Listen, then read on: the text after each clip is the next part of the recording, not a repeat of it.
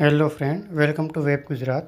આજે આપણે 20 ફેબ્રુઆરીના દિન વિશેષ અને મહત્ત્વના ઘટનાઓ વિશે ચર્ચા કરીએ. તો શરૂ કરીએ. આજનો દિવસ ઇતિહાસ અને રાષ્ટ્રીય મહત્ત્વ ધરાવે છે.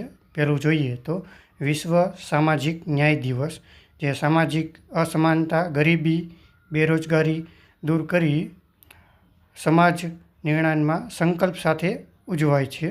ઐતિહાસિક ઘટના જોઈએ આપણે તો 1947ની ઘટના છે, જે બ્રિટિશ વડાપ્રધાન ક્લેમેન્ટ એટલીએ જાહેરાત કરી કે બ્રિટન જૂન 1948 સુધીમાં ભારતને સત્તા સોંપી દેશે એવી જાહેરાત કરી હતી.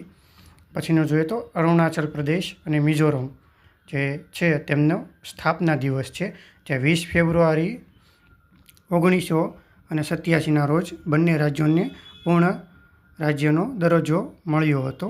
પછી જોઈએ તો જન્મદિવસ, તો 20 ફેબ્રુઆરી 1988માં ભારતીય મહિલા ક્રિકેટર ઝુલન ગોસ્વામી જેમનો જન્મ થયો હતો.